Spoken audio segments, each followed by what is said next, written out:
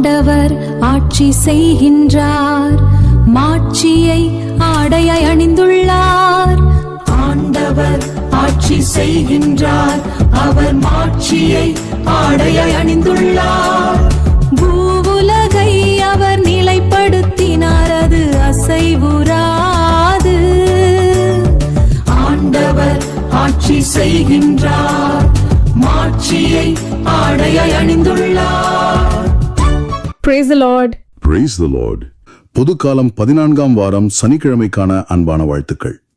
இன்னைக்கு நம்ம ரொம்ப ஆழமான ஒரு விஷயத்தை அலச போறோம். ஆனா இந்த அற்புதமான உண்மைகளை நம்ம அலசுறதுக்கு முன்னாடி இந்த நேரத்தை ஆண்டவர் கரங்கள்ல ஒப்பு கொடுத்து ஜெபிப்போம். கண்டிப்பா ஜெபத்தோட ஆரம்பிக்கலாம். தந்தை, மகன், தூய ஆவியின் பெயராலே ஆமென். ஆமென். எங்கள் அன்பு தந்தையே, இந்த அருமையான நாளுக்காக உமக்கு நன்றி கூறுகிறோம். நாங்கள் தியானிக்க போகும் இந்த உயிரோட்டமுள்ள வாசகத்திற்காக உம்மை போற்றுகிறோம். ஆமாங்கவரே. உம்முடைய தூய்மையையும் இரக்கத்தையும் நாங்கள் உணர்ந்து கொள்ள இந்த நேரம் எங்களுக்கு உதவட்டும். உமது மாட்சிமைக்காகவும் எங்களை பேர் சொல்லி அழைக்கும் உமது முடிவில்லா அன்பிற்காகவும் எங்கள் உள்ளத்தின் அச்சத்தை நீக்கும் உமது வல்லமைக்காகவும் உமக்கு நன்றி கூறுகிறோம். நீர் எங்களுக்கு கொடுத்திருக்கிற இந்த வாழ்வுக்காகவும் உமக்கு நாங்கள் நன்றி செலுத்துகிறோம். உம்முடைய வார்த்தை தான் எங்களுக்கு எப்பவும் வழிநடத்தும் தீபமா இருக்கு. ஆமாம் ஆண்டவரே.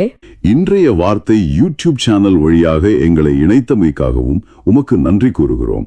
இப்போ இதை கேட்டுக்கொண்டிருக்கிற ஒவ்வொரு பிள்ளையும் நீர் விசேஷமா ஆசீர்வதிக்கணும்னு நாங்க மன்றாடுகிறோம். எங்களுடைய குறைகளை, பாவங்களை மன்னித்து உம்முடைய இரக்கத்தாலும் அளவற்ற கிருபையாலும் எங்களை நிரப்புவீராக. கண்டிப்பா. பலவிதமான போராட்டங்களோடும் ஒருவித உடல் மன சோர்வோடும் இதை கேட்டுட்டு இருக்கிற ஒவ்வொருவருக்கும் நீர் உம்முடைய குணமளிக்கும் வல்லமையை கட்டளையிடுவீராக. விசேஷமாக இன்று நாங்கள் தியானிக்க போகும் இந்த வாசகத்தின் வழியாக வெளிச்சம் இதை கேட்கும் ஒவ்வொருவருடைய இருதயத்திலும் வாழ்விலும் பிரகாசிக்க வேண்டும் என்று ஜெபிக்கிறோம். ஆண்டவர் இயேசு கிறிஸ்துவே, ரியான் ராபர்ட் மீது இரக்கமாயிரும். உமது அன்பினாலும் பரிவுள்ளத்தினாலும் அவரை சூழ்ந்து கொள்ளும். ஆமாண்டவரே. அவரது வாழ்வில் சுகத்தையும் பலத்தையும் சமாதானத்தையும் தந்தருளும். அவரது காலடிகளை வழிநடத்தி உமது ஒளியில் அவரை நடக்கச் செய்யும். உமது இரக்கம் அவரை எப்போதும் தாங்குவதாக. ஆமென். நம்பிக்கையாளர்கள், மறைப்பணியாளர்கள் மற்றும் திருப்பணியாளர்களுக்காக ஜெபிக்கிறோம். அவர்கள் கிறிஸ்துவை தைரியமாக அறிக்கையிடவும் ஆண்டவரின் அழைப்புக்கு உண்மையாக பதிலளிக்கவும் அருள்தாரும். பயத்தில் இருப்பவர்கள், கவலைப்படுவோர் மற்றும் துன்புறுத்தப்படுவோருக்காக ஜெபிக்கிறோம். அவர்கள் உமது அன்பினாலும் பராமரிப்பினாலும் பலப்படுத்தப்பட வேண்டும். உமது பராமரிப்பு அவர்களை காப்பதாக. சமூகங்கள் மற்றும் திருச்சபைக்காக ஜெபிக்கிறோம். அவர்கள் உமது ஆட்சியின் கீழ் வாழவும் உமது தூய்மையை பறைசாற்றவும் உமது இறையாட்சிக்கு சாட்சியாக விளங்கவும் அருள் புரியும். இளைஞர்கள் மற்றும் குடும்பங்களுக்காக ஜெபிக்கிறோம். அவர்கள் தூய்மைப்படுத்தப்பட்டு ஆண்டவரின் பணிக்கு தங்களை அர்ப்பணித்து அவரது ஆட்சியை குறித்து மகிழ அருள்தாரும். ஆம், அவர்கள் உமது சாட்சிகளாக மாற அருள்தாரும். எங்கள் இந்த ஊழியத்திற்காக ஜெபிக்கிறோம். எங்கள் பாடல்களும் போதனைகளும் தைரியத்தையும் சேவை செய்யும் மனப்பான்மையையும் உமது என்றென்றும் நிலைத்திருக்கும் ஆட்சிக்கான புகழ்ச்சியையும் தூண்டுவதாக அமையட்டும். மற்றும் எங்களிடம் ஜெபத் தேவைகளை சொன்ன அனைவருக்காகவும் அவர்களின் நல்ல நோக்கத்திற்கான மன்றாட்டுகள் அனைத்தும் விரைவில் நிறைவேறும்படியாகவும் ஜெபிக்கிறோம். இந்த மன்றாட்டுகள் அனைத்தையும் எங்கள் சகோதரரும் ஆண்டவருமான இயேசு கிறிஸ்துவின் பெயரில் திருமுன் வைக்கிறோம், எங்கள் அன்பு தந்தையே. ஆமேன். ஆமேன். உங்களது ஜெபத் தேவைகளை கமெண்டிலோ அல்லது எங்களின் வாட்ஸ்அப்பிலோ தெரிவியுங்கள். நாங்களும் எங்களது தனிப்பட்ட ஜெபத்திலும் ஜெபிக்கிறோம். இந்த நிகழ்ச்சியை மேம்படுத்த உங்களது மேலான கருத்துக்களை எங்களுக்கு தெரிவியுங்கள். நன்றி. முதலில் இன்றைய வாசகங்களுக்கு செவி கொடுப்போம். முதல் வாசகம். தூய்மையற்ற உதடுகள் கொண்ட மக்கள் நடுவில் வாழ்பவன் நான். படைகளின் ஆண்டவராகிய அரசரை என் கண்கள் கண்டனவே. இறைவாக்கினர் எசாயா நூலிலிருந்து வாசகம். அதிகாரம் 6, இறைவாக்கியங்கள் 1 முதல் 8. உசியா அரசர் மறைந்த ஆண்டில் மிகவும் உயரமானதோர் அரியணையில் ஆண்டவர் அமர்ந்திருப்பதை நான் கண்டேன். அவரது தொங்கலாடை கோவிலை நிரப்பி நின்றது. அவருக்கு மேல் சேராப்பீன்கள் சூழ்ந்து நின்றனர். ஒவ்வொருவருக்கும் 6 இறக்கைகள் இருந்தன. ஒவ்வொருவரும் 2 இறக்கைகளால் தம் முகத்தை மூடிக்கொண்டனர். 2 இறக்கைகளால் தம் கால்களை மூடி மறைத்தனர். மற்ற 2ஆல் பறந்தனர். அவர்களுள் ஒருவர் மற்றவரை பார்த்து, படைகளின் ஆண்டவர் தூயவர், தூயவர், தூயவர், மண்ணுலகம் முழுவதும் அவரது மாட்சியால் நிறைந்துள்ளது என்று உரத்த குரலில் கூறிக்கொண்டிருந்தார். கூறியவரின் குரல் ஒலியால் வாயில் நிலைகளின் அடித்தளங்கள் அசைந்தன. கோவில் முழுவதும் புகையால் நிறைந்தது. அப்பொழுது நான், ஐயோ, நான் அழிந்தேன். ஏனெனில் தூய்மையற்ற உதடுகளை கொண்ட மனிதன் நான். தூய்மையற்ற உதடுகள் கொண்ட மக்கள் நடுவில் வாழ்பவன் நான். படைகளின் ஆண்டவராகிய அரசரை என் கண்கள் கண்டனவே என்றேன். அப்பொழுது சேராபீன்களுள் ஒருவர் பலிப்பீடத்திலிருந்து நெருப்பு பொறி ஒன்றை குரட்டால் எடுத்து அதை தம் கையில் வைத்துக்கொண்டு என்னை நோக்கி பறந்து வந்தார். அதனால் என் வாயை தொட்டு, இதோ இந்நெருப்பு பொறி உன் உதடுகளை தொட்டது. உன் குற்றப்பழி உன்னை விட்டு அகன்றது. உன் பாவம் மன்னிக்கப்பட்டது என்றார். மேலும், யாரை நான் அனுப்புவேன்? நமது பணிக்காக யார் போவார் என வினவும் என் தலைவரின் குரலை நான் கேட்டேன். அதற்கு, இதோ நான் இருக்கிறேன், அடியேனை அனுப்பும் என்றேன். இது ஆண்டவர் வழங்கும் அருள்வாக்கு. இறைவா, உமக்கு நன்றி. பதிலுரை பாடல். திருப்பாடல்கள் 93. பாடல் வரிகள் 1 AB, 1 C முதல் 2 மற்றும் 5. பல்லவி 1 A. ஆண்டவர் ஆட்சி செய்கின்றார், மாட்சியை ஆடையாய் அணிந்துள்ளார்.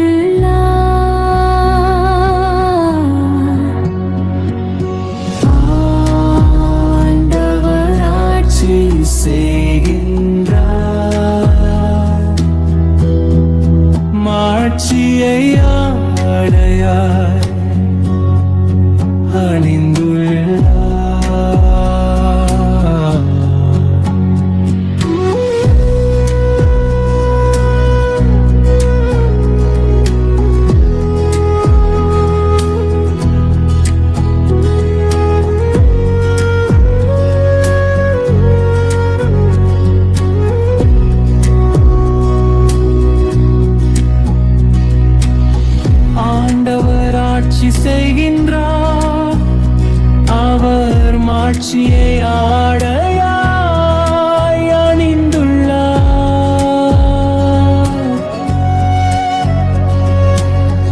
ஆண்டவர் வல்லமையை கச்சையாக கொண்டுள்ளார்.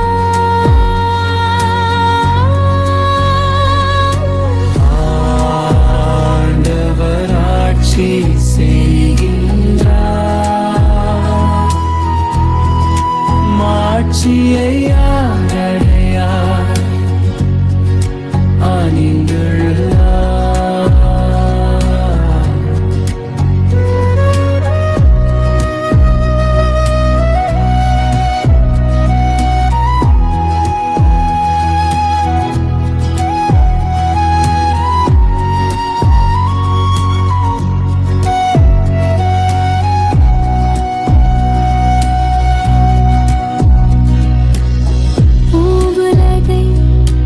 நிலைப்படுத்தினார், அது அசைவுறாது.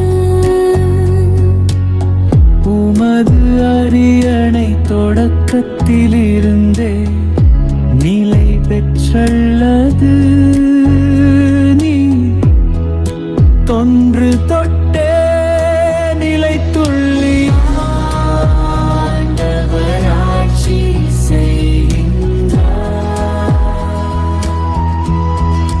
மாட்சியை ஆடையாய் அணிந்துள்ளார்.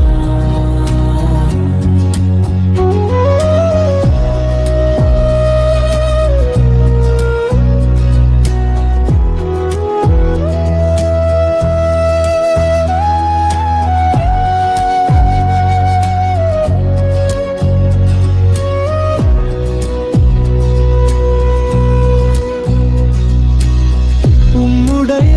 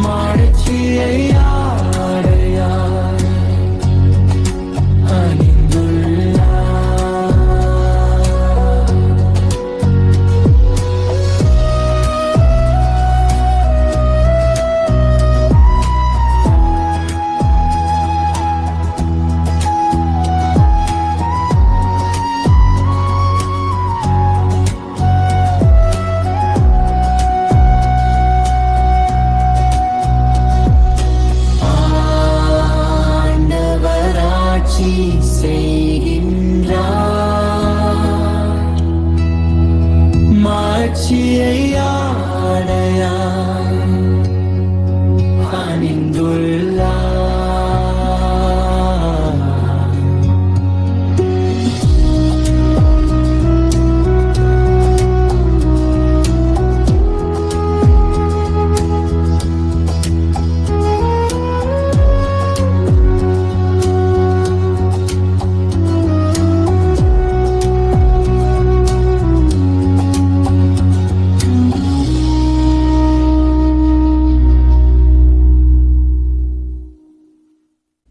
நற்செய்திக்கு முன் வாழ்த்தொலி. கிறிஸ்துவின் பொருட்டு பிறர் உங்கள் மீது வசை கூறும்போது நீங்கள் பேறு பெற்றவர்கள், ஏனெனில் கடவுளின் மாட்சிமிக்க தூய ஆவி உங்கள் மேல் தங்கும். நற்செய்தி வாசகம். உடலை மட்டும் கொல்பவர்களுக்கு அஞ்ச வேண்டாம். மத்தேயு எழுதிய தூய நற்செய்தியிலிருந்து வாசகம். அதிகாரம் 10, இறைவாக்கியங்கள் 24 முதல் 33.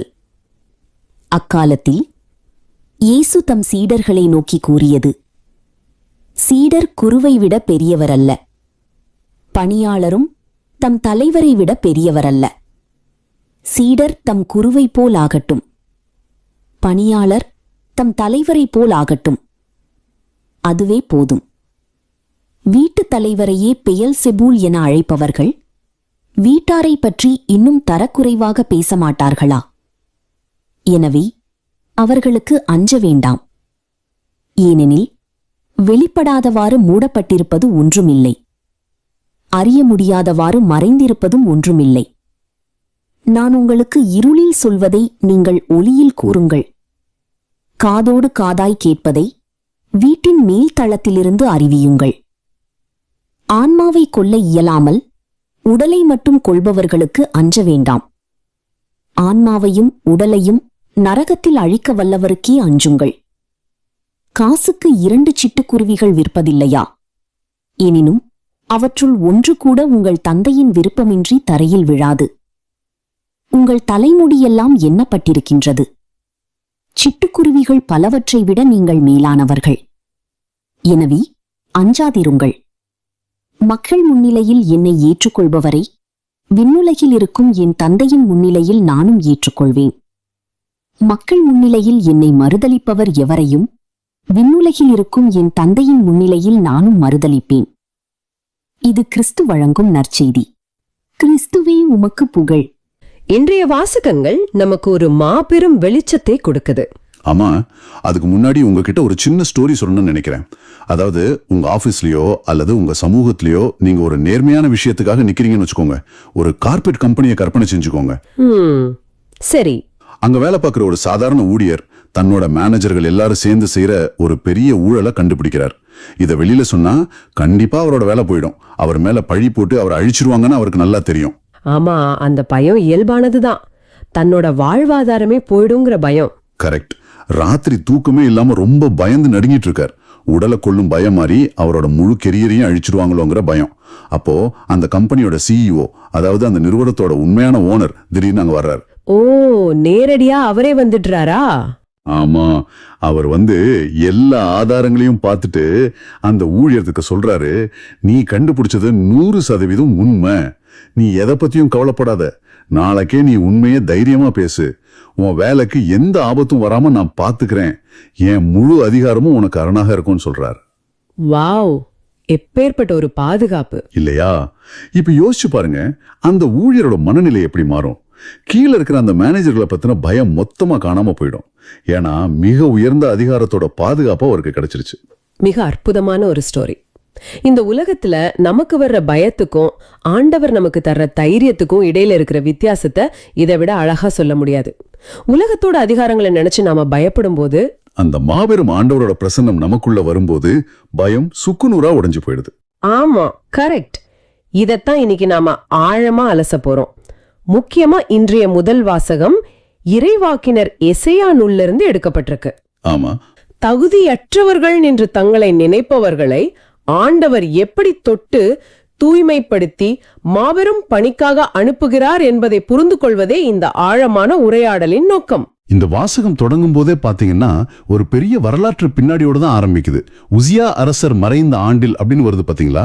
அது ஒரு சாதாரண செய்தி கிடையாது. ஆமா, ஒரு அரசர் இறந்துட்டாருன்னா மக்கள் மத்தியில ஒரு பெரிய அரசியல் வெற்றிடமும் எதிர்காலம் பற்றிய பயமும் வரும் இல்லையா? உண்மைதான். ஏன்னா உசியா அரசர் சுமார் 52 ஆண்டுகள் ஆட்சி செய்தவர். அவர் காலத்துல பெரும் பொருளாதார வளர்ச்சியும் அமைதியும் இருந்துச்சு. ஓ, 52 வருஷம்னா அந்த காலத்துல வாழ்ந்த நிறைய பேருக்கு வேற எந்த அரசரையும் தெரிஞ்சிருக்க வாய்ப்பே இல்லையே. அதேதான். கிமு 740 அவர் மறைந்தப்போ மக்கள் ஒரு பெரிய பாதுகாப்பற்ற நிலைமைக்கு தள்ளப்பட்டாங்க. அந்த இருண்ட நேரத்துல தான் எசாயா ஒரு மாபெரும் காட்சியை காண்கிறார். அதாவது மிகவும் உயரமானதோர் அரியணையில் ஆண்டவர் அமர்ந்திருக்கிறார், அவரது தொங்கலாடை கோவில் முழுவதையும் நிரப்பி நின்றது அப்படின்னு வருது. ஆமா, இந்த காட்சி மக்களுக்கு ஒரு பெரிய நம்பிக்கையை கொடுக்குது. இத நான் எப்படி பாக்குறேன்னா, நம்ம நாட்டுல ஒரு சிறந்த தலைவர் இறக்கும் போது ஏற்படும் அரசியல் குழப்பம் போலதான் அந்த காலகட்டம் இருந்திருக்கும்.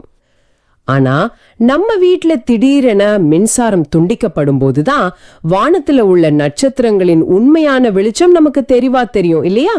அட ஆமா, ரொம்ப அருமையான ஒப்பீடு.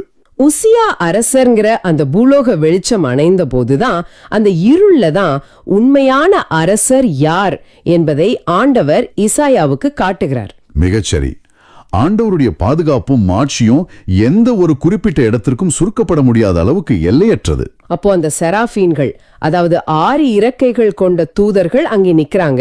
2 இறக்கைகளால் முகத்தை மறைத்தனர், 2ஆல் கால்களை மறைத்தனர், மற்ற 2ஆல் பறந்தனர் அப்படின்னு வருதே. ஆமா, அவங்க ஓய்வில்லாமல் படைகளின் ஆண்டவர் தூயவர் தூயவர் தூயவர், மண்ணுலகம் முழுவதும் அவரது மாட்சியால் நிறைந்துள்ளது என்று முழங்கியதால் அடித்தளங்கள் அசைந்தன, கோவில் புகையால் நிறைந்தது. எனக்கு இங்க ஒரு சந்தேகம். செராபீன்களுக்கு பாவமே கிடையாது, ஆனாலும் அவங்க ஏன் ஆண்டவர் முன் தங்கள் முகத்தை மறைக்க வேண்டும்? ரொம்ப நல்ல கேள்வி. முகத்தை மறைப்பது இங்க பாவத்தினால் ஏற்படும் குற்ற உணர்ச்சியை குறிக்கல. அது ஆண்டவரின் தூய்மையின் உச்சக்கட்டத்தை உணர்த்தது. ஓ, அப்படியா? கொஞ்சம் தெளிவா சொல்லுங்களேன். அதாவது உச்சி வானத்துல சுட்டெரிக்கும் சூரியனை நம்மால வெறும் கண்களால் நேரடியாக பார்க்க முடியுமா? கண்டிப்பா முடியாது, கண்ணு கூசும். ஆமா, பார்க்க முடியாதுதான். அதுபோலதான் ஆண்டவரின் எல்லையற்ற தூய்மை. அந்த மாபெரும் தூய்மைக்கு முன்னாடி பாவம் இல்லாத தூதர்கள் கூட ஒரு பயபக்தியோடு தங்கள் முகங்களை மறைத்துக் கொள்கிறார்கள். கால்களை மறைப்பது முழுமையான பணிவை குறிக்குது. அப்போ மீதமுள்ள அந்த 2 இறக்கைகளால பறந்து கொண்டிருக்கிறார்கள் என்பது எதை குறிக்கிறது? அது அவங்களோட தயார் நிலையை காட்டுது. ஆண்டவர் கட்டளையிட்ட மறுகணமே அதை செய்ய அவங்க துடிப்போடு காத்திருக்கிறார்கள். வாவ், இவ்ளோ பிரம்மாண்டமான காட்சியை காணும்போது எசாயாவின் மனநிலை எப்படி இருந்திருக்கும்? அவர் உடனே சொல்றார், ஐயோ நான் அழிந்தேன் அப்படின்னு. ஆமா, ஆண்டவரோட மாபெரும் தூய்மையை காணும்போது மனிதனோட உண்மையான நிலை வெளிச்சத்துக்கு வருது. பொதுவா ஒரு பெரிய அதிகாரிய பார்க்கும்போது நம்ம சிறந்தவர்களா காட்டிக்கொள்ளதான் விரும்புவோம், நம் குறைகளை மறைப்போம். ஆனா எசாயா உடனடியாக தன் பலவீனத்தை ஒப்புக்கொள்கிறார். உண்மைதான், அதெல்லாம் அந்த இடத்துல நடக்குது. அதுவும் குறிப்பாக உதடுகள் தூய்மையற்றவை என்று ஏன் சொல்ல வேண்டும்? தன் கைகளோ கால்களோ தூய்மையற்றவை என்று சொல்லாமல் ஒரு இறைவாக்கினருக்கு மிக முக்கியமான கருவியான உதடுகளை அவர் சுட்டி காட்டுவது மிகவும் சிந்திக்க வைக்குது அல்லவா? ரொம்ப ஆழமான ஒரு கவனிப்பு இது. உதடுகள் என்பவை நமது உள்ளத்தின் வெளிப்பாடு. நாம பிறர் எப்படி நடத்துறோம், நம்ம சொற்களால் மற்றவர்களை காயப்படுத்துறோமா அப்படிங்கறதெல்லாம் அந்த உதடுகளே தீர்மானிக்கிறன. அது மட்டும் இல்ல, தூய்மையற்ற மக்கள் நடுவில் வாழ்பவன் நான் அப்படின்னு சொல்றார். அதாவது தன்னை சுத்தி இருக்கிற சமூகமும் தன்னை பாதிக்குதுன்னு சொல்றார் இல்லையா? ஆமா, நாம வாழும் சமூகத்தின் தாக்கம் நம்ம எப்படி பாதிக்குதுங்கிறத ஒரு உணர்ந்திருக்கார். அந்த தூய்மையற்ற சமூகத்தின் ஒரு அங்கம்தான் நான் என்பதையும் அவர் தாழ்மையோடு ஏற்றுக்கொள்ளுகிறார். தன்னுடைய பலவீனத்தை அவர் ஒப்புக்கொண்ட உடனே அவருக்கு அழிவு வரல, மாறாக ஆண்டவரின் குணமாக்கும் கரம் அவரை தொடுது. ஒரு செராபீன் பலிபீடத்திலிருந்து ஒரு நெருப்பு பொரிய கொரட்டால் எடுத்து அவரை நோக்கி பறந்து வரார். இங்கு கவனிக்க வேண்டியது என்னன்னா, பலிபீடம் என்பது தியாகத்தின் அடையாளம். இசாயா தன்னைத்தானே தூய்மைப்படுத்திக்கல, ஆண்டவரே முன் அவரை தூய்மைப்படுத்துகிறார். ஆனா ஒரு நெருப்பு பொறி உதட்டை தொடுவது என்பது நினைத்து பார்க்கவே மிகவும் வலியை தரக்கூடிய ஒரு விஷயம். கண்டிப்பா ரொம்ப வேதனையா இருக்கும். இது எதை போல் இருக்குதுன்னா, ஒரு மருத்துவர் நம் உடலில் உள்ள கட்டியை அறுவை சிகிச்சை செய்து எடுப்பது போலவோ, அல்லது ஒரு பல் மருத்துவர் பழுதான பல்ல சரி செய்வது போலவோ இருக்கு. அது அந்த நேரத்திற்கு வலியை தந்தாலும் அது நம்மை முழுமையாக குணப்படுத்துவதற்கான ஒரு செயல்முறை. மிக சரியான உதாரணம். அந்த நெருப்பு எசாயாவின் வாயை தொட்டதும், இதோ இந்நெருப்பு பொறி உன் உதடுகளை தொட்டது, உன் குற்றப்பழி உன்னை விட்டு அகன்றது, உன் பாவம் மன்னிக்கப்பட்டது என்று அறிவிக்கப்படுகிறது. ஆஹா, ஆண்டவரின் மன்னிப்பு எப்படி நம் குற்ற உணர்ச்சியை முழுமையாக வேரறிக்கிறது என்பதற்கு இது ஒரு பெரிய சாட்சி. ஆமாங்க, தங்கம் நெருப்பில் புடமிடும்போது எப்படி அதன் அழுக்குகள் நீங்கி சுத்தமாகிறதோ அதுபோல ஆண்டவரின் மன்னிப்பு அவருடைய எல்லா குற்ற உணர்ச்சியையும் சுட்டரித்து விட்டது. இப்படி தூய்மைப்படுத்தப்பட்ட பிறகுதான் அந்த பெரிய அழைப்பு வருது. ஆண்டவரின் குரல் கேக்குது, யாரை நான் அனுப்புவேன், நமது பணிக்காக யார் போவார்? அதுக்கு எசாயா என்ன பதில் சொல்றாருன்னு பாருங்க. இதோ நான் இருக்கிறேன், அடியனை அனுப்பும் என்று ரொம்ப தைரியமா முன்வரார். இங்குதான் நாம இன்றைய காலகட்டத்துக்கான பாடத்தை கத்துக்கணும். இன்னைக்கு பலர் பேர் தங்களை தகுதியற்றவர்கள் என்றோ பாவி என்றோ சொல்லி முடங்கி போயிடுறாங்க. ஆமா, இன்னைக்கு நிறைய பேருக்கு அந்த இம்போஸ்டர் சிண்ட்ரோம் இருக்கு. அதாவது நமக்கு அந்த அளவு திறமை இல்லைங்கிற ஒரு போலி உணர்வு. குடும்ப பிரச்சனைகள், வேலையிடத்த சவால்கள் அல்லது சமூக அநீதிகளை கண்டு குரல் கொடுக்க தயங்கும் நவீன மனிதர்கள் இந்த வாசகத்திலிருந்து எப்படி தைரியம் பெறலாம்? ஆண்டவர் தகுதியானவர்களை அழைப்பதில்லை, தாம் அழைப்பவர்களை தகுதியாக்குகிறார் அப்படிங்கிற மிகப்பெரிய உண்மையை நம்ம இங்க புரிஞ்சுக்கணும். எனக்கு இங்க ஒரு கேள்வி. ஆண்டவர் இங்க நீ போ என்று எசாயாவை கட்டாயப்படுத்தவில்லை, யார் போவார் என்று ஒரு அழைப்பை, ஒரு இன்விடேஷனை முன்வைக்கிறார். ஆமா, ஆண்டவர் ஒருபோதும் நம் சுதந்திரத்தை பறிப்பதில்லை. ஆனா இன்றைய நவீன உலகத்தின் இரைச்சலிலும் வேலை பழுவிலும் ஆண்டவர் இப்படி நம்மை கேட்கும் குரலை ஒரு சாதாரண மனிதர் எப்படி அடையாளம் காண்பது? ஆண்டவரோட குரல் எப்பவும் இடிமுழக்க மாதிரி தான் வரணும்னு கிடையாது. நம் அன்றாட வாழ்வில் பிறருக்கு உதவ தோன்றும் சிறிய உந்துதல்களே அந்த அழைப்பு தான். அதாவது நம்ம மனசுக்குள்ள ஒரு சின்ன குரல் ஒலிக்குமே, அதுவா? கண்டிப்பா. ஆபீஸ்ல ஒருத்தருக்கு அநீதி நடக்கும்போது தட்டி கேட்க தோன்றது, அல்லது யாராவது தனிமையில ததிக்கும் போது ஆறுதலா ஒரு வார்த்தை சொல்ல தோன்றது, இதெல்லாமே யார் போவார் அப்படிங்கிற ஆண்டவரோட அழைப்பு தான். ஆஹா, அப்போ அந்த சின்ன சின்ன உந்துதல்களுக்கு நாம பயப்படாம இதோ நான் இருக்கிறேன்னு சொல்லும்போது நாமும் மாபெரும் பணிக்காக அனுப்பப்படுகிறோம். உண்மைதான். மன்னிப்பு ஒருவரை எவ்வளவு தூரம் செயல்பட தூண்டுகிறது என்பதற்கு இதுவே சாட்சி. இறுதியா ஒன்றை கவனிக்கணும்.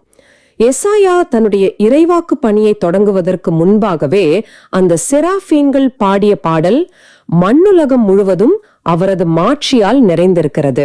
ஆமாம், அதாவது நாம சென்று மாட்சியை உருவாக்குவதில்லை, ஏற்கனவே இந்த உலகம் அவருடைய மாட்சியால் நிறைந்திருக்கிறது என்பதை நம்முடைய கண்கள் உணர வேண்டும். ரொம்ப ஆழமான சிந்தனை. நாளைக்கு நீங்க உங்க வேலையிடத்திற்கோ கல்லூரிக்கோ செல்லும் போது சுற்றியுள்ள அனைத்திலும் ஆண்டவரை மாட்சியை பார்க்க தொடங்கினால் உங்களுடைய அன்றாட பணிகளே ஒரு புனிதமான இறைப்பணியாக மாறிவிடும் அல்லவா? இதை சற்று ஆழமாக சிந்தித்து பாருங்கள். கண்டிப்பா ஒவ்வொரு நாளும் நாம இதை உணர்ந்து செயல்படணும். மனித அரசர்கள் வருவார்கள் போவார்கள், ஆனா ஆண்டவரோட ஆட்சி நிரந்தரமானது. இதத்தான் இன்றைய திருப்பாடல்கள் 93 உறுதிப்படுத்துது. ஆண்டவர் ஆட்சி செய்கின்றார், மாட்சியை ஆடையாய் அணிந்துள்ளார் அப்படின்னு சொல்லுது.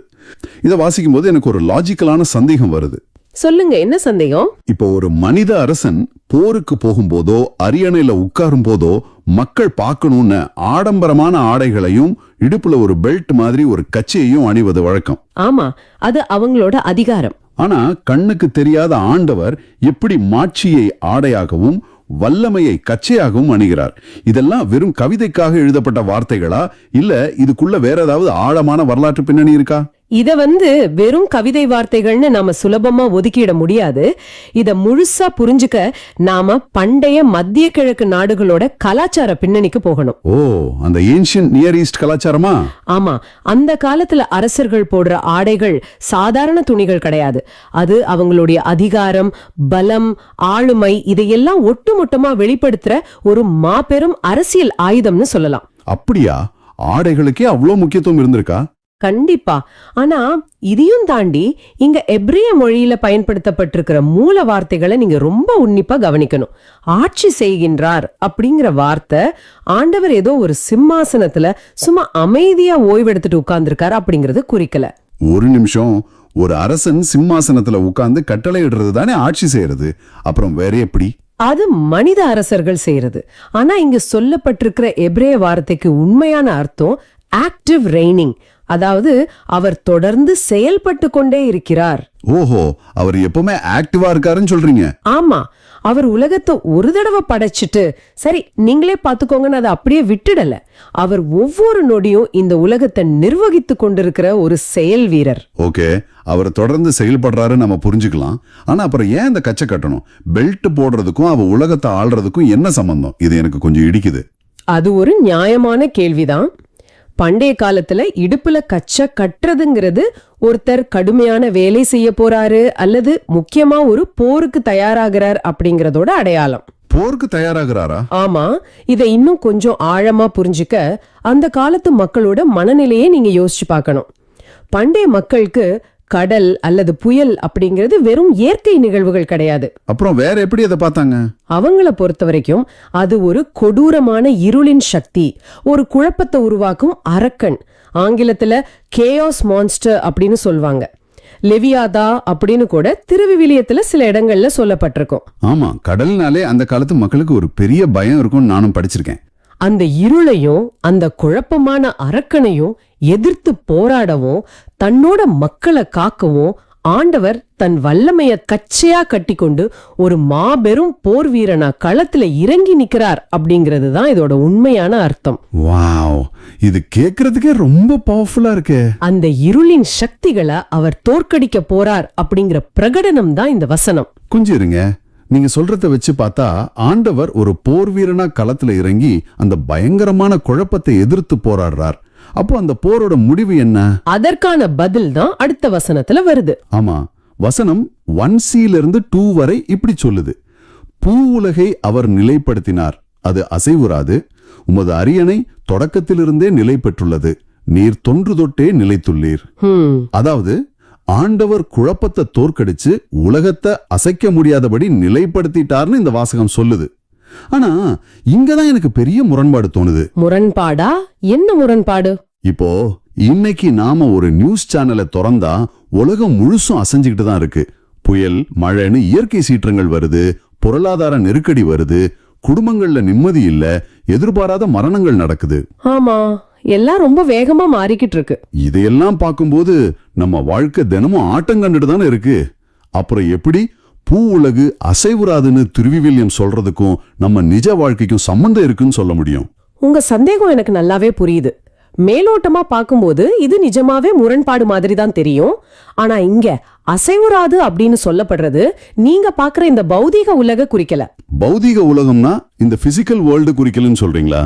ஆமா, நிலநடுக்கம் வராது, புயல் அடிக்காது, உங்களுக்கு எந்த கஷ்டமும் வராதுன்னு ஆண்டவர் எங்கேயும் சொல்லல.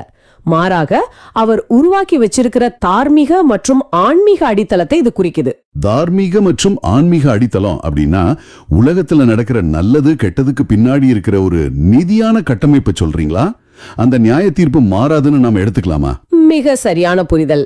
மனிதர்கள் உருவாக்குற அரசுகள், சட்டங்கள், அவங்க கட்டுற மாபெரும் சாம்ராஜ்யங்கள் எல்லாமே சீட்டுக்கட்டு கோபுர மாதிரி ஒரு நாள் சரிந்து விடலாம். இன்னைக்கு பெரிய அதிகாரத்துல இருக்கிற ஒருத்தர் நாளைக்கு அதல பாதலத்துக்கு போகலாம் இல்லையா? கண்டிப்பா. ஆனா ஆண்டவர் இந்த உலகத்துக்குன்னு அமைச்சு தந்த நீதியும் உண்மையும் அவருடைய அரியணையும் எந்த காலத்திலயும் மாறாது. அதுதான் தொன்று தொட்டே நிலைத்துள்ளதுன்னு வாசகம் ரொம்ப தெளிவா சொல்லுது. இதனா இன்னைக்கு வாழ்ற ஒரு சாதாரண மனிதனோட வாழ்க்கையோட பொருத்தி பாக்குறேன். நீங்க கேளுங்க, நான் சொல்றது சரியானு? சொல்லுங்க, கேப்போம். நாம பெரும்பாலும் நம்ம வாழ்க்கையோட அடித்தளத்தை எது மேல கட்டுறோம்? நிறைய பணம் சம்பாதிக்கணும், பெரிய வேலை வாங்கணும், சமூகத்துல ஒரு அந்தஸ்து வேணும், இல்லனா சில மனிதர்கள் எப்பவும் நம்ம கூடவே இருப்பாங்கன்னு அவங்க மேல கட்டுறோம். உண்மைதான். ஆனா அது எல்லாமே நிலையற்ற விஷயங்களாச்சே. அதுதான் பிரச்சனையே. ஒரு சின்ன பொருளாதார வீழ்ச்சி வந்தாலோ அல்லது நம்பினவங்க ஏமாத்திட்டாலோ நம்ம வாழ்க்கையே அசைஞ்சு போயிடுது. ஏன்னா நாம கட்டின அடித்தளமே நிலையற்றது. கரெக்ட். ஆனா இந்த வாசகம் நமக்கு என்ன சொல்ல வருதுன்னா, உங்க நம்பிக்கைய அந்த நிலையற்ற விஷயங்கள் மேல வைக்காம என்றென்றும் மாறாத அசைக்க முடியாத ஆண்டவரின் அரியணை மேல வைக்கும்போது வெளியில 1000 புயல் அடிச்சாலும் உள்ளுக்குள்ள உங்களுக்கு ஒரு அசைக்க முடியாத நிம்மதி இருக்கும். இதுதானே அந்த அசைவுறாது அப்படிங்கிற நிலை. 100% உண்மை. அதுதான் ஆன்மீக முதிர்ச்சி. வாழ்க்கையில பிரச்சனைகளே வராதுன்னு நம்புறது ஒரு மாயை. ஆனா அது நடக்காத காரியம். பட மாட்டேன்னு நம்புறதுதான் உண்மையான விசுவாசம். அந்த அசைக்க முடியாத நம்பிக்கையத்தான் இந்த வாசகம் உங்களுக்கு கொடுக்குது. இது ரொம்பவே ஆழமான ஒரு புரிதல். வெளியில உலகம் அதிர்ந்தாலும் என் உள்ளம் ஆண்டவரோட அரியணை மேல ஸ்ட்ராங்கா நிக்கணும். சரி, அந்த அசைக்க முடியாத அரியணையோட நாம எப்படி நம்மளை இணைச்சிக்கிறது? அதுக்கான வழியை தான் அடுத்த வசனம் காட்டுதுன்னு நினைக்கிறேன். ஆமா, 5வது வசனம் ரொம்ப முக்கியமான வழியை காட்டுது. 5வது வசனம், உம்முடைய ஒழுங்குமுறைகள் மிகவும் உறுதியானவை. ஆண்டவரே, என்றென்றும் தூய்மையே உமது இல்லத்தை அழகு செய்யும். இங்க ஒழுங்குமுறைகள் அப்படிங்கிறது ஆண்டவர் நமக்கு கொடுத்த கட்டளைகள். இப்போ நாம வாழறது ஒரு இன்ஃபர்மேஷன் ஓவர்லோட் காலம். தினமும் காலையில சமூக வலைதளங்களை திறந்தா ஒவ்வொருத்தரும் ஒரு அட்வைஸ் பண்றாங்க. இப்படி வாழறதுதான் சரி, இப்படிதான் இருக்கணும்னு ஆயிரக்கணக்கான விஷயங்கள் நம்ம மூளையில திணிக்கப்படுது. ஆமா, தினமும் புது புது உண்மைகள்னு சொல்லி மக்களை குழப்புறாங்க. இந்த மாதிரி ஒரு இறைச்சலான சூழல்ல ஆண்டவரோட கட்டளைகள் எப்படி நமக்கு ஒரு உறுதியான அடித்தளமா மாற முடியும்? அது ஒரு மிக முக்கியமான கேள்வி. இந்த இறைச்சலான உலகத்துல உண்மைகள்ங்கிறது ஆளுக்காள் மாறிக்கிட்டே இருக்கு. ஆனா ஆண்டவரோட ஒழுங்குமுறைகள் மட்டும்தான் எந்த காலத்திலையும் மாறாதவை. ஆனா மக்கள் அதை ஒரு சுமையா பாக்குறாங்களே. அதுதான் வருத்தமான விஷயம். நிறைய பேர் ஆண்டவரோட கட்டளைகளை தங்களை ஏதோ கட்டி போடுற ஒரு விஷயமா, தங்களோட சுதந்திரத்தை பறிக்கிற ஒரு வேலியா பாக்குறாங்க. ஆனா அது முற்றிலும் தவறான பார்வை. அவை நம்மை கட்டுப்படுத்துவதற்காக அல்ல, நம்மை பாதுகாப்பதற்காக கொடுக்கப்பட்டவை. ஓ, இது நான் ஒரு சின்ன உதாரணம் மூலமா சொல்லவா? சொல்லுங்க. இப்போ நம்ம லேப்டாப் அல்லது மொபைல் போன்ல ஒரு ஆபரேட்டிங் சிஸ்டம் இருக்கு. அந்த ஓஎஸ்க்கு சில குறிப்பிட்ட ரூல்ஸ் இருக்கு. அந்த ரூல்ஸ் எல்லாம் அந்த போனோட சுதந்திரத்தை பறிக்கிறதுக்காக இல்ல. கரெக்ட். மாறாக பல வைரஸ்கள், தேவையற்ற ஃபைல்கள் உள்ள வந்து சிஸ்டத்தை கிராஷ் பண்ணிடாம இருக்க அந்த ரூல்ஸ் தான் பாதுகாக்குது. அதே மாதிரி தான் இன்னைக்கு இருக்கிற இந்த இன்ஃபர்மேஷன் ஓவர்லோட் உலகத்துல பல தவறான கருத்துக்கள் நம்ம மனசுக்குள்ள வந்து நம்ம வாழ்க்கையை கிராஷ் பண்ணிடாம இருக்க ஆண்டவர் கொடுத்த கட்டளைகள் தான் நமக்கு ஒரு ஆபரேட்டிங் சிஸ்டமா செயல்படுது. அருமை. அதனாலதான் அது மிகவும் உறுதியானவைன்னு சொல்லப்பட்டிருக்கு. நான் சொல்ற இந்த ஒப்பீடு சரியா வருமா? இது ரொம்ப பிரமாதமான, இன்னைக்கு இருக்கிற நவீன காலத்துக்கு ஏத்த ஒரு உதாரணம். ஆண்டவர் கொடுத்த அந்த ஓஎஸ் நம்ம சரியா இன்ஸ்டால் பண்ணிட்டோம்னா நம்ம சிஸ்டம், அதாவது நம்ம வாழ்க்கை எப்பவுமே ரொம்ப பாதுகாப்பா இருக்கும். ஆமா, கண்டிப்பா. அப்புறம் இந்த வசனத்தோட கடைசி வரி ரொம்ப ரொம்ப முக்கியமானது. தூய்மையே உமது இல்லத்தை அழகு செய்யும். பழைய ஏற்பாட்டு காலத்துல ஆண்டவரின் இல்லம் அப்படிங்கிறது எருசலேம் தேவாலயத்தை குறிக்கும். ஓ, அந்த பிரம்மாண்டமான தேவாலயமா? புதிய ஏற்பாட்டின்படி ஆண்டவர் வாழும் ஆலயம் அப்படிங்கிறது வெறும் கல்லாலும் மண்ணாலும் கட்டப்பட்ட கட்டடம் இல்ல. நாமே நம்முடைய உடலே தூய ஆவியார் வாழும் ஆலயம்னு திருவிழியம் ரொம்ப தெளிவா சொல்லுதே. தூய்மையே உமது இல்லத்தை அழகு செய்யும். அதாவது நம்ம சிந்தனையில, பார்வையில, நம்ம வார்த்தைகள்ல, செயல்கள்ல நாம கடைபிடிக்கிற தூய்மை மட்டும்தான் ஆண்டவர் வாழும் நம்ம உள்ளத்தை உண்மையாகவே அழகுபடுத்தும். வெளி தோற்றத்துல நாம எவ்வளவு பெரிய ஆடம்பரமான ஆடை உடுத்தி இருக்கிறோம் அப்படிங்கறத விட உள்ளுக்குள்ள நம்ம மனம் எவ்வளவு தூய்மையா இருக்கு அப்படிங்கிறது தான் ஆண்டவருக்கு பிடிச்சமான விஷயம். அந்த தூய்மையை தான் அவர் தன்னோட இல்லத்துக்கு அழகு சேர்க்கிற அலங்காரமா பாக்குறார். இது நம்ம வாழ்க்கையில நாம ஒவ்வொரு நாளும் கேட்டுக்க வேண்டிய கேள்வி. நேர்களே, உங்களுக்காக தான் இதை சொல்றேன். இன்னைக்கு நாம தியானித்த இந்த வாசகம் ஒரு தெளிவான கண்ணாடியை உங்க முன்னாடி வைக்குது. கண்டிப்பா இது ஒரு சுய பரிசோதனைக்கான நேரம். ஆண்டவருடைய அரியணை தண்டு கொட்டே நிலைத்தெடுத்தது. அவர் உலகத்தை ஒரு மாபெரும் போர் வீரனை போல காத்து ஆட்சி செஞ்சிட்டு இருக்கார். ஆனா உங்க தனிப்பட்ட வாழ்க்கையில நீங்க யாருடைய அரியணையை உருவாக்கிட்டு இருக்கீங்க? காத்துல ஆடுற சருகு மாதிரி தினசரி மாறிக்கிட்டே இருக்கிற இந்த உலகத்து பொருட்கள் மேல உங்க அடித்தளத்தை அமைக்க போறீங்களா? அது ரொம்ப ஆபத்தான ஒண்ணு. இல்ல, என்றென்றும் மாறாத, அசைக்க முடியாத ஆண்டவரின் மேல உங்க வாழ்க்கையை கட்ட போறீங்களா? அதே மாதிரி உங்க வெளியரங்கமான வீட்டை அழகுபடுத்துறதை விட உங்க உள்ளத்தை ஆண்டவரின் தூய்மையால் அழகுபடுத்த நீங்க தயாரா? இன்னைக்கு இதை பத்தி கொஞ்சம் ஆழமா சிந்திச்சு பாருங்க. மனிதர்கள் உருவாக்குற அமைப்புகள் உடையும் போது ஆண்டவரோட அரியணை எப்போதுமே நிலை பெற்றுள்ளதுங்கிறது எவ்வளவு பெரிய ஆறுதல். கண்டிப்பா. இத விளக்குறதுக்கு திருத்தந்தை 14ஆம் லியோ 2026ஆம் ஆண்டு ஈக்வட்டோரியல் கினியாவில இளைஞர்களை சந்திச்ச சொன்ன வார்த்தைகளை நாம இங்க நினைவு கூறலாம். அவர் என்ன சொன்னார்? குருக்கள், அருட்சகோதரிகள், அருட்சகோதரர்கள் மற்றும் மறைக்கல்வி ஆசிரியர்களாக ஒரு சிறப்பான அர்ப்பண வாழ்வுக்கு ஆண்டவர் உங்களை அழைக்கும் போது நீங்க எசாயாவை போல அஞ்சக்கூடாது அப்படின்னு திருத்தண்டை ரொம்ப ஆழமா வலியுறுத்துறாரு. இப்போ இத நான் இன்னைக்கு இருக்கிற ஒரு சாதாரண இளைஞரோட பார்வையில இருந்து கேட்கிறேன். ஒருவேளை அவங்களுக்கு ஆண்டவரோட அழைப்பு வரலாம். ஆனா ஏன் வாழ்க்கையை இப்படி அர்ப்பணிச்சுட்டா நான் என்னோட சந்தோஷத்தை இழந்துடுவேனோ அப்படிங்கிற ஒரு பயம் அவங்களுக்குள்ள இருக்குமே. ஆனா திருத்தந்தை இதுக்கு ரொம்ப தெளிவான பதில சொல்றாரு. ஆண்டவருக்கு கொடுக்கப்பட்ட வாழ்க்கை என்பது ஒரு மகிழ்ச்சியான வாழ்க்கை அப்படின்னு சொல்றாரு. அந்த அர்ப்பணிப்பு உலகத்தோட பார்வையில ஒரு பெரிய சுமை மாதிரி தெரியலாம்.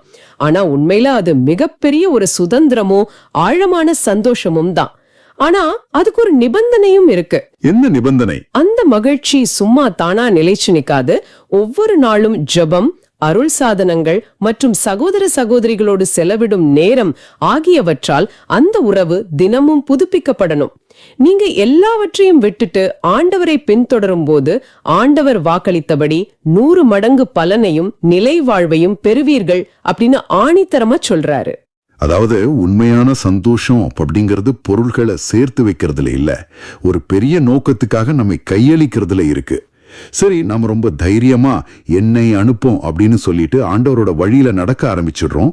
ஆனா அந்த பயணம் சுலபமா இருக்குமா? கண்டிப்பா சுலபமா இருக்காது. நிஜ வாழ்க்கையில நம்ம உண்மைய பேசும்போது இந்த உலகத்துல பல எதிர்ப்புகள் வரும். இதத்தான் இன்றைய மத்தேயு நற்செய்தி வாசகம் ரொம்ப தெளிவா பேசுதுன்னு சொல்லலாம். ஆமா, மத்தேயு 10ஆம் அதிகாரம், சீடர் தம் குருவை போல் ஆகட்டும், பணியாளர் தம் தலைவரை போல் ஆகட்டும், அதுவே போதும் அப்படின்னு சொல்றாரு. இதை முதல் நூற்றாண்டு பின்னணியில வச்சு நம்ம பார்க்கணும். அந்த காலத்து கிறிஸ்தவர்கள் நிலைமைய சொல்றீங்களா? ஆமா, அன்னைக்கு இருந்த ஆரம்பகால கிறிஸ்தவர்கள் அனுபவித்த பயம் சாதாரணமான பயம் கிடையாது. சமூகத்திலிருந்து விலக்கி வைக்கப்படுவது, வேலை பறிக்கப்படுவது, ஏன் உயிருக்கு கூட ஆபத்து இருந்த காலம் அது. அப்போ இயேசு அவங்கள தயார்படுத்துறாரு. எப்படி தயார்படுத்துறாரு? தலைவரையே பேல்செபூல் என அழைப்பவர்கள் வீட்டாரை பற்றி இன்னும் தரக்குறைவாக பேச மாட்டார்களா அப்படின்னு கேக்குறார். பேல்செபூல் அப்படிங்கிறது பேய்களின் தலைவன் இல்லையா? அந்த வார்த்தை ரொம்ப ஒரு மோசமான வசைச்சொல்லாச்சு. எக்ஸாக்ட்லி. ஆண்டவருடைய மகனையே, எந்த பாவமும் இல்லாதவரையே இந்த உலகம் அவ்வளவு மோசமா விமர்சிச்சிருக்கு. அப்போ அவரை பின்பற்ற சீடர்களுக்கு கஷ்டம் வரும்னு அவர் ரொம்ப வெளிப்படையா சொல்றாரு. ஆனா எங்க எனக்கு ஒரு முரண்பாடு தெரியுதே. நாம பொதுவா என்ன நினைப்போம்னா, ஆண்டவரை பின்பற்றுவது அப்படிங்கிறது ஒரு பெரிய குடை மாதிரி. எந்த மழையும் எந்த கஷ்டமும் நம்ம மேல படாம அவரு நம்மள பாதுகாப்பாருன்னா நம்ம லேனர்கள் பலரும் நம்புறாங்க. அது ஒரு பொதுவான எதிர்பார்ப்பு தான். ஆனா இயேசுவோட இந்த வார்த்தைகளை பார்க்கும்போது அவரு நம்மள குடைக்குள்ள கூப்பிடல, மாறாக நேரா புயலுக்குள்ளேயே இழுத்துட்டு போற மாதிரி இருக்கு. இது பலருக்கு ஒரு ஏமாற்றமா இருக்காதா? ஆரம்பத்துல ஏமாற்றமா தெரியலாம், உண்மைதான். ஆனா இதுதான் உண்மையான விடுதலின் ஆரம்பம். நீங்க புயலுக்குள்ள போக வேண்டியிருக்கும். ஆனா அந்த புயல்ல நீங்க தனியா இல்ல, அந்த புயலை ஏற்கனவே சந்தித்து வென்றவர் உங்க கூடவே பயணிக்கிறார் அப்படிங்கறத இங்க முக்கியமான விஷயம். ஓ, அவர் ஏற்கனவே அந்த பாதையில போயிட்டாரு. ஆமா, இயேசுவே அந்த அளவுக்கு அவமானப்படுத்தப்பட்டார் அப்படின்னா அவருடைய வழியில நடக்கிற நமக்கும் அந்த விமர்சனங்கள் வருவது இயல்புதான். இதத்தான் இன்றைய நற்செய்திக்கு முன் வாழ்த்தொலியில 1 பேதுரு அதிகாரம் 4 வசனம் 14 நாம வாசிக்கிறோம். அதுல என்ன சொல்லப்பட்டிருக்கு? கிறிஸ்துவின் பொருட்டு பிறர் உங்கள் மீது வசை கூறும்போது நீங்கள் பேறு பெற்றவர்கள் அப்படின்னு வருது. ஏன்னா கடவுளின் மாட்சிமிக்க தூய ஆவி உங்கள் மேல் தங்கும். வாவ், பேறு பெற்றவர்கள். இது ஒரு மிகச்சிறந்த ஆன்மீக மாற்றம். கண்டிப்பா. உலகம் உங்களை ஒதுக்கும் போது அது ஒரு அவமானம் கிடையாது, அது பரலோகம் உங்களை அரவணைக்கிறது என்பதற்கான அடையாளம். உலகத்தோட நிராகரிப்பு பரலோகத்தோட அங்கீகாரமா மாறுது. அதனாலதான் நீங்க பேறு பெற்றவர்கள்னு சொல்றாரு. ரொம்ப அழகா இருக்கு. ஆமா, ஆனா நான் இத வேற மாதிரி யோசிக்கிறேன். சரி, புயலுக்குள்ள போறோம், அது பரலோகத்தின் அங்கீகாரம்னு மனசுக்குள்ள ஒரு ஆறுதல் இருந்தாலும் நம்ம மனித இயல்பு பயப்படுமே. பயம் வர்றது சகஜம்தான். யாராவது நம்மள தப்பா பேசிடுவாங்களோ, நம்மள பத்தி அவதூறு பரப்பிடுவாங்களோன்னு நாம பயப்படுறோம். அதனாலதான் பல நேரங்கள்ல நம்ம விசுவாசத்தையோ நம்ம நேர்மையோ வெளியே காட்டாம ஒரு பாதுகாப்பான திரைக்கு பின்னால ஒளிச்சு வைக்கிறோம். உண்மைதான், பலரும் அப்படித்தான் செய்யறாங்க. ஆனா அடுத்த வசனங்கள்ல, அதாவது 26, 27 வசனங்கள்ல இயேசு அந்த திரையை அப்படியே கிழிக்கிறார். நான் உங்களுக்கு இருளில் சொல்வதை நீங்கள் ஒளியில் கூறுங்கள், காதோடு காதாய் கேட்பதை வீட்டின் மேல் தளத்திலிருந்து அறிவியுங்கள்னு சொல்றார். வீட்டின் மேல் தளம் அப்படிங்கிறது எதை குறிக்குது? அந்த காலத்துல ஏன் கூரை மேல ஏறி பேசணும்? இதுல ஒரு அருமையான வரலாற்று பின்னணி இருக்கு. பண்டைய இஸ்ரேல் தேசத்துல பாத்தீங்கன்னா வீடுகள் எல்லாமே தட்டையான கூரைகளை கொண்டதா இருக்கும். ஓஹோ, இப்ப இருக்கிற மொட்டை மாடி மாதிரி? கிட்டத்தட்ட அப்படிதான். வீட்டின் வெளிப்புறமா ஒரு படிக்கட்டு இருக்கும். மக்கள் சாயங்கால நேரங்கள்ல அந்த தட்டையான கூரையில தான் ஒன்னா கூடுவாங்க, பேசுவாங்க. சொல்லப்போனா ஒரு ஊர்ல ஏதாவது முக்கியமான அறிவிப்பு சொல்லணும், எல்லாரும் கேட்கும்படி ஒரு விஷயத்த பகிரணும்னா அந்த கூரை மேல ஏறி நின்னு சத்தம் போட்டு சொல்லுவாங்களா? எக்ஸாக்ட்லி, அதுதான் அன்னைக்கு இருந்த பொது மேடை. இன்னைக்கு நம்ம சமூகத்துல சோசியல் மீடியாவோ அல்லது நியூஸ் சேனல்களோ எப்படி ஒரு செய்தியை பரப்ப பயன்படுகிறதோ அது போலதான் அந்த காலத்துல வீட்டின் மேல் தளம். ஓ, அப்போ இயேசு நம்ம விசுவாசத்தை அந்த மாதிரி ஒரு பப்ளிக் பிளாட்ஃபார்ம்ல சொல்றாரா? ஆமா, எனக்குள்ள நீங்க ரகசியமா கண்டுகொண்ட உண்மைகளை, இருளில் நான் உங்களுக்கு கற்றுத்தந்த அந்த இறையாட்சியின் ரகசியங்களை எந்த பயமும் இல்லாம பகிரங்கமா உலகத்துக்கு அறிவியுங்க அப்படின்னு ஊக்கப்படுத்துறாரு. ஒளியில் கூறுங்கள் அப்படிங்கிறது எந்த மறைவும் இல்லாம வெளிப்படையான ஒரு வாழ்க்கைய வாழ அவர் அழைப்பு விடுக்கிறாருன்னு புரியுது. சரியா சொன்னீங்க. ஆனா 28ஆம் வசனம் வாசிக்கும் போது எனக்கு கொஞ்சம் குழப்பமா இருக்கு. சொல்ல போனா ஒரு நடுக்கமா கூட இருக்கு. என்ன வசனம் அது? உடலை மட்டும் கொள்பவர்களுக்கு அஞ்ச வேண்டாம், ஆன்மாவையும் உடலையும் நரகத்தில் அழிக்க வல்லவருக்கே அஞ்சுங்கள் அப்படின்னு இயேசு சொல்றார். நான் இத உங்ககிட்டயே கேக்குறேன். கேளுங்க. இத கேக்குற நம்ம லேனர்களுக்கு ஒரு நியாயமான சந்தேகம் வரும். நாம ஆண்டவரை அன்பான தந்தை, இரக்கமுள்ளவர்னு தானே சொல்றோம். அப்புறம் ஏன் அவரை பார்த்து நாம பயப்படணும்? ஒரு பக்கம் அன்பானவர்னு சொல்லிட்டு இன்னொரு பக்கம் அழிக்க வல்லவருக்கு அஞ்சுங்கள்னு சொல்வது ஒரு முரண்பாடா தெரியலையா? இது மனித மனவியலோடு தொடர்புபடுத்தி பார்க்க வேண்டிய மிக முக்கியமான கேள்வி. இங்க நாம பயம் அப்படிங்கிற உணர்வை 2 விதமா பிரிச்சு பார்க்கணும். 2 விதமா? எப்படின்னு கொஞ்சம் விளக்கமா சொல்றீங்களா? இடுவாங்களோ, என் புகழ் அழிச்சிடுவாங்களோ அப்படிங்கிற ஒரு நடுக்கம். ஆமா, அந்த பயம்தான் நம்மள பல நேரங்கள்ல முடக்கி போடுது. கரெக்ட். ஆனா மனிதர்கள் அதிகபட்சம் என்ன செய்ய முடியும்? நம்ம உடலை அழிக்கலாம், நம்ம தற்போதைய வாழ்க்கையே அல்லது அந்தஸ்தை அழிக்கலாம். ஆனா நம்ம ஆன்மாவை தொட முடியாது. உண்மைதான். இரண்டாவதாக ஒரு பயம் இருக்கு. அதுதான் ஆண்டவர் மீதான தூய பயபக்தி, ஹோலி ரெவரன்ஸ்னு சொல்லுவாங்க. இங்க இயேசு சொல்ற பயம் கடவுளை ஒரு கொடுங்கோலன் மாதிரி நினைச்சு நடுங்கிறது கிடையாது. அப்போ அது எப்படிப்பட்ட பயம்? அது ஒரு ஆழமான மரியாதை. அவருடைய அதிகாரத்திற்கும் உண்மையான நீதிக்கும் நாம் கொடுக்கும் முழுமையான கீழ்ப்படிதல். நம்ம ஆன்மாவுக்கும் நம்முடைய நிலை வாழ்வுக்கும் உரிமையாளர் ஆண்டவர் ஒருவரே என்பதை உணர்வதுதான் அந்த பயபக்தி. கொஞ்சம் இருங்க, இத நான் இன்னும் ஆழமா புரிஞ்சுக்க முயற்சி செய்யறேன்.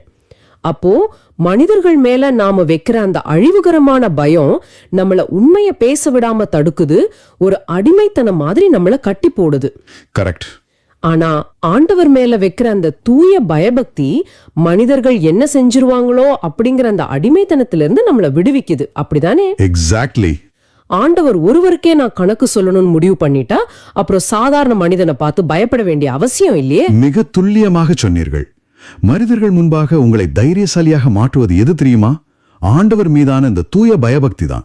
உங்களுக்கு அந்த பயபக்தி வந்துருச்சுன்னா இந்த உலகத்தில் இருக்கிற எந்த மனிதனுக்கும் எந்த அதிகாரத்துக்கும் நீங்க பயப்பட மாட்டீங்க. ஆஹா, உலகத்தின் தற்காலிகமான அங்கீகாரத்தை விட கடவுளுடைய நிரந்தரமான சத்தியத்துக்கு முக்கியத்துவம் கொடுக்கும் போது நாம உண்மையான சுதந்திரத்தை அனுபவிக்கிறோம். ஆமா, அந்த சுதந்திரத்தை இயேசு நமக்கு தர விரும்புறார். இது கேட்க ரொம்ப நல்லா இருக்கு. ஆனா நடைமுறை வாழ்க்கையில இவ்ளோ பெரிய அதிகாரம் கொண்ட ஆண்டவர் ஒரு சாதாரண மனிதனான என்ன என் சின்ன சின்ன கஷ்டங்களை கவனிப்பாரா அப்படிங்கிற சந்தேகம் பல நேரங்கள்ல வரும். அந்த சந்தேகம் வருவது மனித இயல்புதான். ஆமா, அதுக்கு இயேசு கொடுக்கிற அந்த சின்ன உதாரணம் என்ன ரொம்ப ஆச்சரியப்படுத்துச்சு. அடுத்த வசனங்கள்ல, அதாவது 29 முதல் 31 வரையிலான வசனங்கள்ல அவர் சிட்டுக்குருவிகளையும் நம்ம தலைமுடியும் பத்தி பேசுறாரு. ரொம்ப அழகான பகுதி அது. காசுக்கு 2 சிட்டுக்குருவிகள் விற்பதில்லையா? எனினும் அவற்றுள் ஒன்று கூட உங்கள் தந்தையின் விருப்பமின்றி தரையில் விழாது. சிட்டுக்குருவிகள் பலவற்றை விட நீங்கள் மேலானவர்கள்னு சொல்றாரு. இத நம்ம காலத்துக்கு ஏத்த மாதிரி எப்படி புரிஞ்சுக்கலாம்?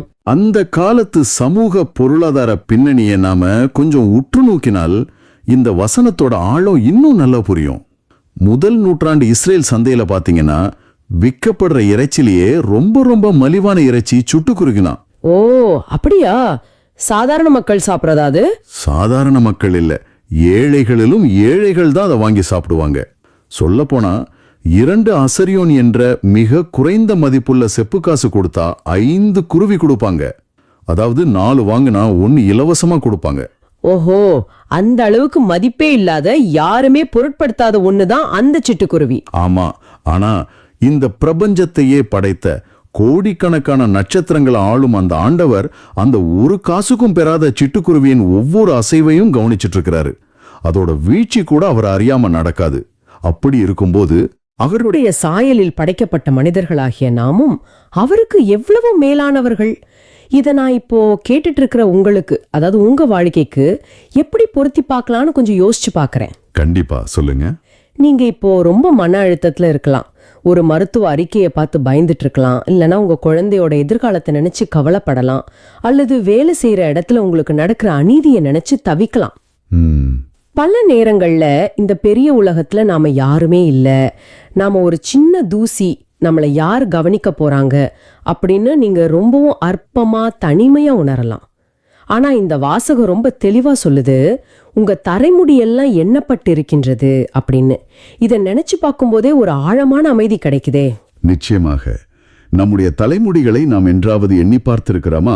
நமக்கே தேவையில்லாத, நம்முடைய கவனத்திற்கு வராத ஒரு விஷயத்தை கூட பரலோக தந்தை எண்ணி வைத்திருக்கிறார் என்றால் அவருடைய கவனம் எவ்வளவு நுணுக்கமானதுன்னு புரியுது. ஆமா, ஒரு சாதாரண குருவியின் வாழ்க்கையே அவ்வளவு நுணுக்கமா கவனிக்கும் ஆண்டவர் உங்க மேல எவ்வளவு பாதுகாப்பான அன்பான பார்வையை வச்சிருப்பாரு. உங்களுடைய எந்த ஒரு கண்ணீரும் எந்த ஒரு பெருமூச்சும் அவர் அறியாம வீணாக போகாது. இதுதான் உண்மையான ஆறுதல். இந்த ஆறுதலை முழுமையாக உணரும் போது உலகத்தின் அச்சுறுத்தல்களை பார்த்து நம்ம நிச்சயமா பயப்பட மாட்டோம். கரெக்ட். சரி, இப்போ நாம வாசகத்தோட கடைசி பகுதிக்கு வந்திருக்கோம். 32, 33 வசனங்கள். மக்கள் முன்னிலையில் என்னை ஏற்றுக்கொள்பவரை விண்ணுலகில் இருக்கும் என் தந்தையின் முன்னிலையில் நானும் ஏற்றுக்கொள்வேன். மக்கள் முன்னிலையில் என்னை மறுதலிப்பவர் எவரையும் விண்ணுலகில் இருக்கிற என் தந்தையின் முன்னிலையில் நானும் மறுதலிப்பேன். இப்போ இதுல ஒரு கேள்வி. மக்கள் முன்னிலையில் இயேசுவை ஏற்றுக்கொள்வதுனா என்ன? அன்னைக்கு இருந்த சூழ்நிலையில அவங்க சிங்கங்கள் முன்னாடியோ கொலைக்களங்கள் முன்னாடியோ நின்னு தங்கள் உயிரை கொடுத்து இயேசுவை ஏற்றுக்கிட்டாங்க. உண்மைதான். ஆனா இன்னைக்கு நாம அது மாதிரி ஒரு இரத்த சாட்சி மரணம் அடைகிற சூழ்நிலையிலே இல்லையே.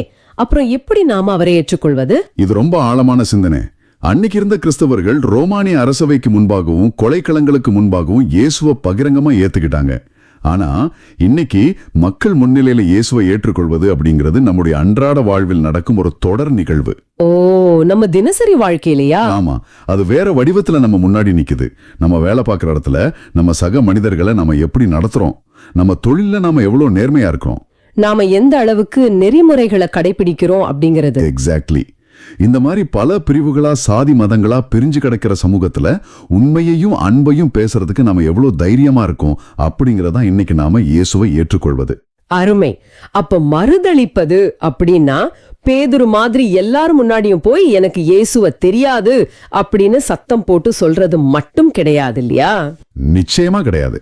என்னை பொறுத்த வரைக்கும் ஒரு அநீதி நடக்கும்போது நாம அமைதியா இருந்தாலே அது ஒரு மறுதளிப்பு தான்னு தோணுது. இப்போ நம்ம கண் முன்னாடி ஒரு சக ஊழியரை கேவலமா பேசுறாங்க, ஆனா நாம அவருக்கு ஆதரவா பேசினா நமக்கும் பிரச்சனை வருமோன்னு பயந்து சமுதாயத்தோட அப்படியே ஒன்றி போயிடலான்னு அமைதியா ஒதுங்கி போறோம்.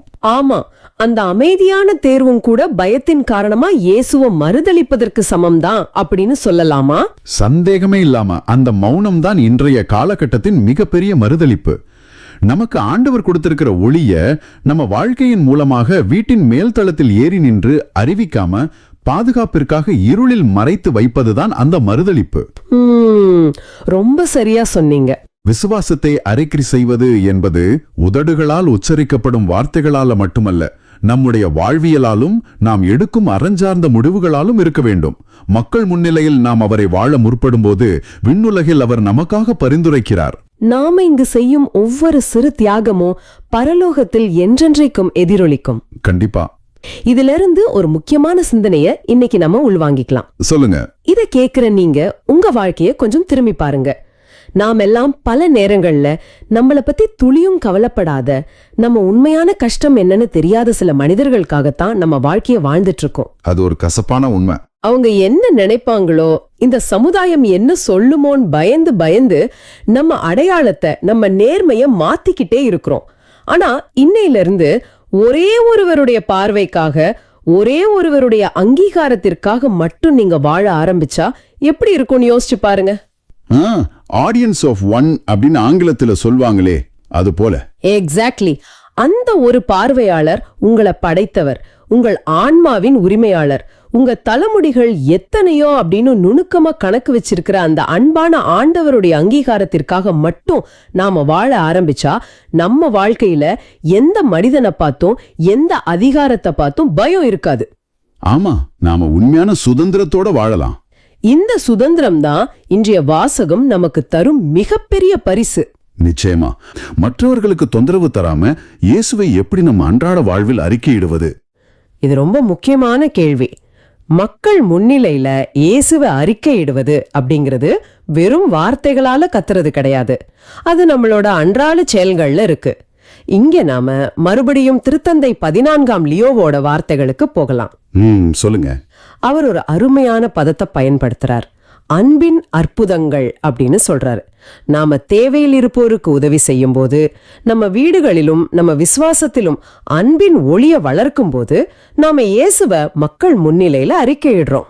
இதை இன்னும் கொஞ்சம் ஆழமா பாத்தீங்கன்னா, இன்னைக்கு இருக்கிற ஒரு சுயநலமான சமூகத்துல, எல்லாருமே தங்களை பத்தி மட்டுமே சிந்திக்கும் ஒரு உலகத்துல, ஒருத்தர் மட்டும் மற்றவர்கள் மேல உண்மையான அன்பை காட்டி உதவி செய்யறாருன்னா அதுவே ஒரு மிகப்பெரிய புரட்சி தானே.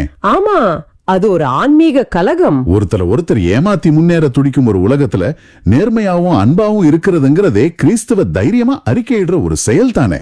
துல்லியமா சொன்னீங்க. இந்த அன்பின் அற்புதங்கள் நவீன சமூகத்தின் சுயநல அமைப்புகளுக்கு எதிரான ஒரு பெரிய சாட்சி. எசையா எப்படி என்னை அனுப்போன்னு துணிச்சலா போனாரோ, அதே துணிச்சலோட நம்ம இந்த அன்பை உலகத்துல விதைக்கணும். எவ்வளோ அற்புதமான ஒரு சிந்தனை. இன்னைக்கு நாம தியானிச்ச விஷயங்களை சுருக்கமா பார்த்தோம்னா, எசையாவோட வரலாற்று பின்னணியில தொடங்கி ஆண்டவரோட தூய்மை எப்படி பலிபீடத்து நெருப்பால நம்மளை தூய்மைப்படுத்துதுன்னு கவனிச்சோம். ஆமா, அதுக்கப்புறம் சிட்டுக்குருவிகளை விட நீங்கள் பல மடங்கு மேலானவர்களுங்கிற உண்மைய உணர்ந்தோம். இறுதியா அன்பின் அற்புதங்கள் வழியா உலகத்துக்கு எப்படி இயேசுவ அறிக்கையிடுவதுன்னு பார்த்தோம். இப்போ இந்த நிகழ்ச்சியை பார்த்துட்டு இருக்கிற உங்களுக்காக ஒரு முக்கியமான கேள்வி. இது அமைதியா ஒரு நிமிஷம் யோசிச்சு பாருங்க. உங்கள் சொந்த வாழ்வில் ஆண்டவர் உங்கள் காதோடு காதாக சொன்ன எந்த நற்செய்தியை உலக மனிதர்களின் பயத்தால் நீங்கள் இன்னும் அறிவிக்காமல் உங்களுக்குள்ளேயே பூட்டி வச்சிருக்கீங்க? ரொம்ப ஆழமான கேள்வி. எந்த ஒரு நியாயத்துக்காக குரல் கொடுக்க நீங்க தயங்கிட்டு இருக்கீங்க? நீங்கள் ஆண்டவரால் முழுமையாக அறியப்பட்டவர்கள். ஒரு காசுக்கு விற்கப்படும் சிட்டுக்குருவிகளை விட நீங்கள் பல மடங்கு மதிப்புள்ளவர்கள் என்பதை இன்று சிந்தித்து பாருங்கள். அந்த உணர்வு உங்கள் எல்லா உலக பயங்களையும் சுட்டெரிக்கட்டும். ஆண்டவர் நம்மோடு இருக்கிறார். அவரோட சிம்மாசனம் என்றென்றும் நிலைத்திருக்கிறது. நாம் மனிதர்களுக்கு அஞ்ச தேவையில்லை. அந்த சுதந்திரத்தையும் இயேசுவை நம் வாழ்வால் அறிக்கையிடும் தைரியத்தையும் வேண்டி இப்போ நாம் ஒரு சின்ன ஜெபம் செய்யலாம். ஆமென். அன்பான ஆண்டவரே, இந்த அருமையான நற்செய்தி வாசகத்திற்காக உமக்கு நன்றி. உம்முடைய பார்வைக்கும் இந்த உலகத்தின் பார்வைக்கும் உள்ள வித்தியாசத்தை இன்று நாங்கள் ஆழமாக உணர்ந்து கொண்டோம். நீர் எங்கள் ஒவ்வொருவரின் மீதும் ஒரு சிட்டுக்குருவியை விட மேலாக எவ்வளவு மதிப்பு வைத்துள்ளீர் என்பதை எண்ணி வியக்கிறோம். ஆம் ஆண்டவரே. ஆண்டவரே, இந்த உலகத்தின் மனிதர்களுக்கும் விமர்சனங்களுக்கும் அநீதிகளுக்கும் நாங்கள் பயப்படாமல் உம்முடைய சத்தியத்துக்காகவும் நேர்மைக்காகவும் தைரியமாக நிற்க எங்களுக்கு வலுத்தாரும்.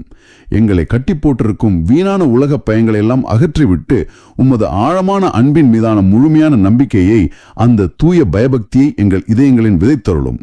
எங்கள் ஒவ்வொருவருக்கும் அந்த தைரியத்தை கொடுங்கப்பா. நாங்கள் எங்கு சென்றாலும் எங்கு பணியாற்றினாலும் உமது அன்பையும் உண்மையையும் எங்கள் வாழ்வின் மூலமாக மக்கள் முன்னிலையில் அறிக்கையிடக்கூடிய தூய ஆவியின் வல்லமையை எங்களுக்கு தந்தருளும். இந்த வார்த்தைகளை கேட்டுக்கொண்டிருக்கும் ஒவ்வொருவரையும் நீர் தொட்டு ஆசீர்வதிப்பீராக. எசையாவின் தூய்மையற்ற உதகுகளை உமது பலிபீடத்தின் நெருப்பால் தொட்டு தூய்மைப்படுத்தியது போல எங்கள் பாவங்களையும் குற்ற உணர்ச்சிகளையும் சுட்டெரித்து, இதோ நான் இருக்கிறேன், என்னை அனுப்பும் என்று செயற்படும் வல்லமையை எங்களுக்கு தாரும். இன்று நாங்கள் தியானித்த இந்த வார்த்தைகள் வெறும் வார்த்தைகளாக இல்லாமல் எங்கள் வாழ்வில் ஆழமாக வேரூன்றச் செய்யும்.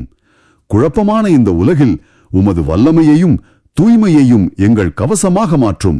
எங்களைச் சுற்றியுள்ள உலகம் அதிர்ந்தாலும் அசைக்க முடியாத உமது அரியணையின் மீது எங்கள் நம்பிக்கையை உறுதியாக வைக்க எங்களுக்கு அருள் தாரும். உலக ஆடம்பரங்களை தாண்டி எங்கள் உள்ளம் என்னும் உமது இல்லத்தை உமது தூய்மையால் அழகுபடுத்துவீராக.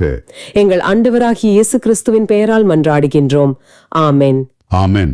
இந்த ஆழமான பார்வை உங்களுக்கு பயனுள்ளதாக இருக்குதுன்னு நினைச்சா மற்றவங்களுக்கு இந்த வீடியோவை ஷேர் பண்ணுங்க.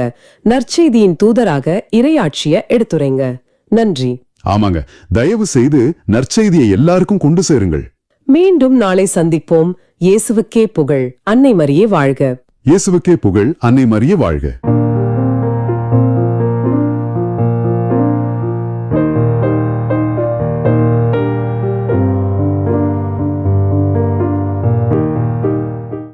நீங்கள் காண்பவற்றை காணும் வாய்ப்பை பெற்றோர் பேறு பெற்றோர்.